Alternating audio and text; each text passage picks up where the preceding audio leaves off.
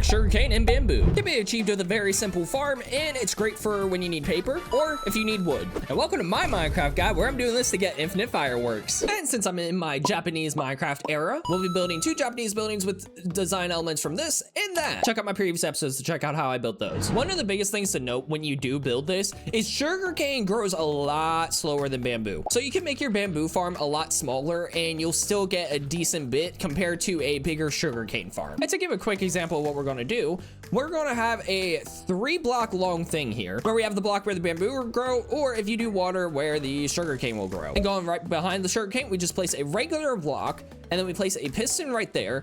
And on top of that piston, we'll place an observer facing this way. And behind these blocks, just place another block behind the piston and have a redstone dust on top of there. And now what will happen is whenever sugarcane grows to reach the observer, the piston will go out and break the sugarcane. And in order to collect the sugarcane that drops, I'm gonna have a rail system with a hopper minecart. And whenever something lands on top of this block, it'll go directly into the hopper minecart. And since the inside of these will not be visible from the outside of the build, I am using dirt to save resources. So for my thing, this is gonna be where the redstone is. This is gonna be where the pistons and observers are, and then right here is where I'm gonna place my sugarcane or bamboo. So going 1 block under that, this is where my minecart hopper system is gonna be. Of course, I want a collection system, so along the spot where I have my wall, I'm placing down a chest, and then I have droppers going up into that chest. And to make sure I have the space to work on this, I'm going 1 block down from where the rail system is gonna collect the sugarcane and bamboo, which means I should have 3 droppers going from under this chest. From this point, I'm gonna take 2 hoppers out from the bottom dropper, place a block right there, and a powered rail on top of that hopper. And going out from that hopper, I have a comparator into a block with a redstone torch, and then a block on top of the torch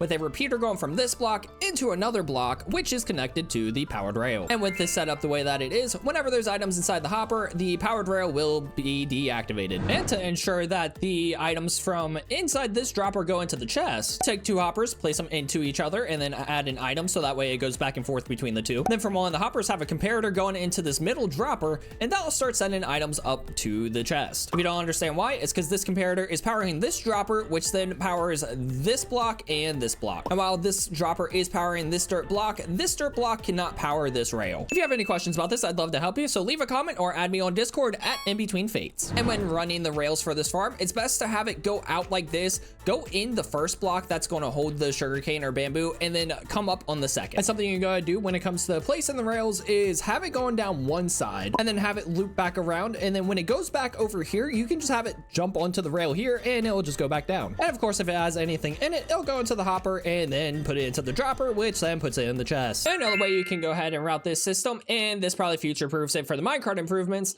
is just having a powered rail go into a block so the minecart just bounces back. And something you'll probably want to go ahead and do is place down a trap door right here in line with these slabs, so that way when you place water, it doesn't flow onto these tracks. Now go ahead and place down the blocks that you want to grow your sugarcane or bamboo on over the rails. And in between these gaps here, you want to go ahead and fill it with water if you're doing sugarcane. If you're not doing sugarcane and just doing bamboo, then you can skip this part completely. And now just go ahead and cover up those water source blocks. If you want to test that it still works, you can go ahead and throw down some blocks on top of here, and at some point the minecart will come around, pick them up, and then dispense them into this chest once it gets back to the collection point. And once you make sure that's working, you're good to move on to the next step. And you want to have the same setup with the item elevator, the hoppers, as you do with the sugarcane on the bamboo. And then now that the setup for the collection system is done, go ahead and place down where the pistons need to go, which you should just be following the design we did earlier, just on a bigger setup. And now on the block behind the pistons, you want to go ahead and place down the redstone dust, and now place the observers facing the redstone dust. Really, you could have done this before placing the dust, but either way is fine. And once the setup's completely done, you can go ahead and plant down your bamboo and sugarcane inside of the farm.